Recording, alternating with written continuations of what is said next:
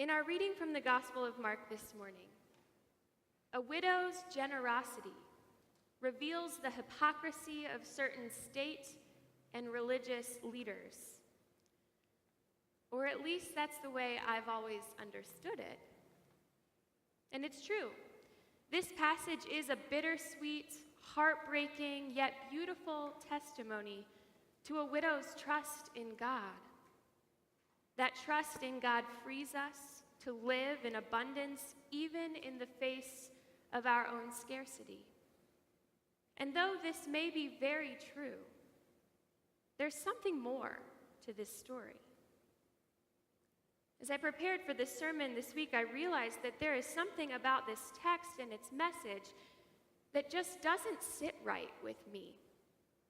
And as I read the text over and over and shared in conversation about it with our staff in our staff meeting, and as we prayed and meditated over the text in Lectio Divina, I realized the reason it makes me uncomfortable is because the way I've always understood it isn't the entire story or the only way to understand it at all.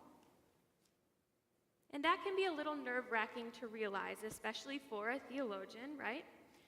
That there's a lot more to this story than you ever imagined there could be. Well, what stands out to me most about this text today, if I were to pick one phrase to focus on, is how Mark describes the Pharisees, or the scribes, who devour widows' houses.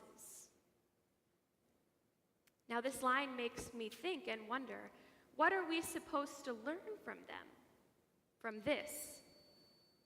Is Jesus only making an example out of the widow, or is he teaching us how to be more generous by showing us the complete hypocrisy of these scribes? And just who does their self-serving leadership affect? Who suffers because of their greed? And how then do we serve as a paradigm for change so that widows and all other so-called minorities, from women who hold office to people experiencing homelessness, people with disabilities and victims of abuse, addicts, and all who are marginalized in our society simply because of their situation in life, are not only not forgotten, but embraced, and embraced specifically by Christ's church. Jesus says to his disciples, for all of them, the religious authorities, have contributed out of their abundance, but she, the one who has already had everything taken away from her in the first place, out of her poverty has put in everything she had, all she had to live on. Our Bishop Craig Satterlee does a weekly Take One video on YouTube in which he unpacks the lectionary gospel text for the week. He pointed out Jesus' commentary on the Pharisees, who love to say long prayers and wear long robes and who are greeted with respect in the marketplaces.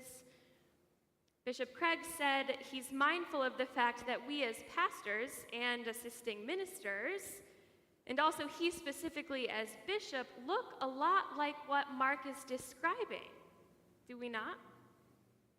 We wear long white robes, and bishops often wear fancy vestments with gold and silver adorned with jewels and crosses, and because of what we wear, we're recognizable in public. And it's true. We do an awful lot of praying. And so this could very well be us.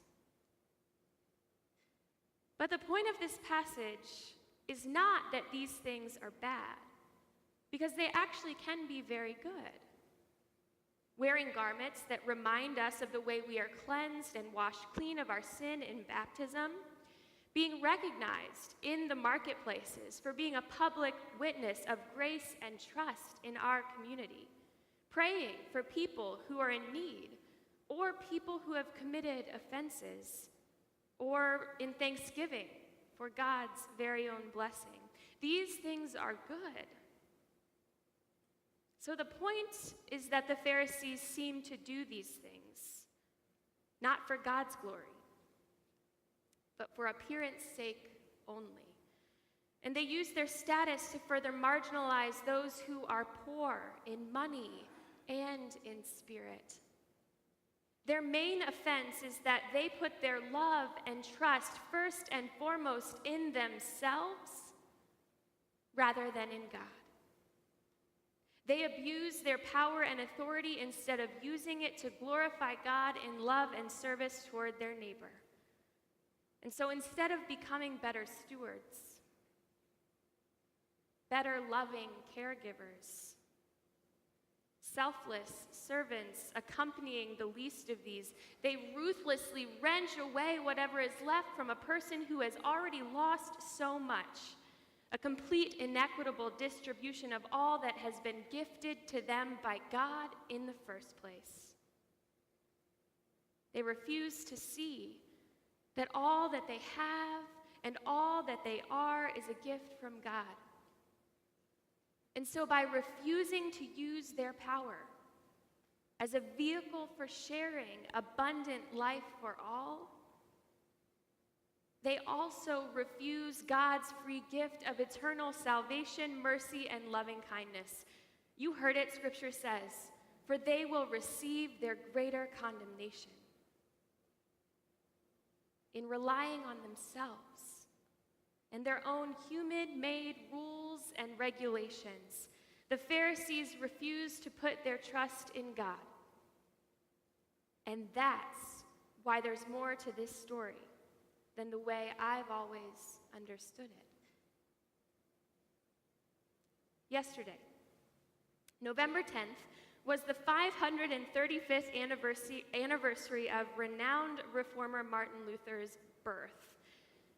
It was also our very own Miriam Bunge's birthday, but she is, of course, much younger than Martin Luther.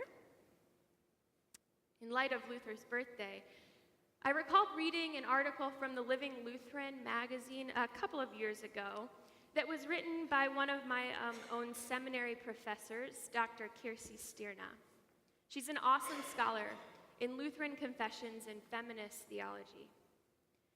I remember her writing this article entitled Luther and the Church Mothers.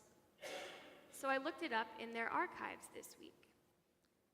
Stirna writes about, I quote, how Luther sought to return the church to its original mission, that Luther was a preaching, teaching theologian who labored to readjust people's spiritual perspectives so they could confidently believe in a God of grace and experience God's love as truly theirs.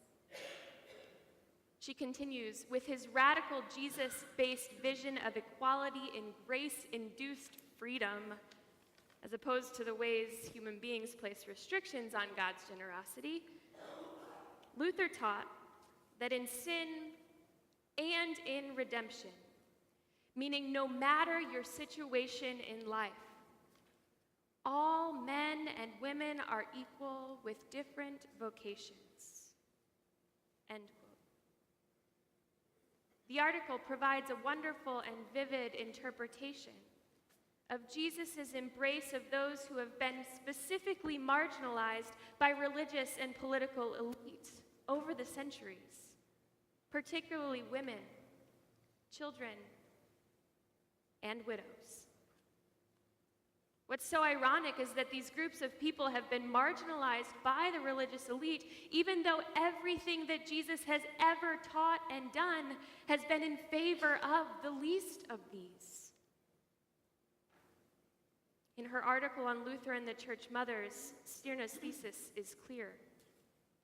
She writes, Luther's vision of grace generates the spark for an uncompromising reformation toward justice, a reformation where human lives take priority over doctrinal disputes. Listen to that last part again.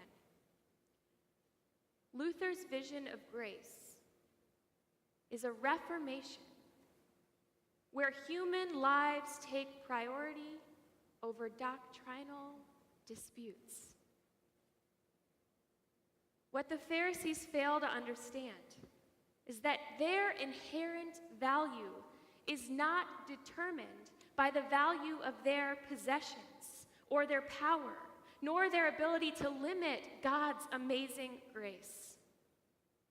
The way they abuse their power to lord it over already marginalized people creates a complete disproportion of resources, which only serves to drive a deeper divide between them and the truth. The truth is that the widow who puts 2 coins worth only a penny into the treasury has put in more than everyone else combined. She may not have contributed much money compared to the others, but there is no question she has committed 100% of her trust in God. So just what is it that we're called to learn from this gospel? What is the good news? Well, for one, there's always room to grow in our understanding of God's grace, in our ability to share loving kindness, in our capacity to understand the difference between the love of power and the power of love. God's grace is sufficient. You are enough, and what you bring to the table, the gifts you share, are enough. In whom will you put your trust? Thanks be to God.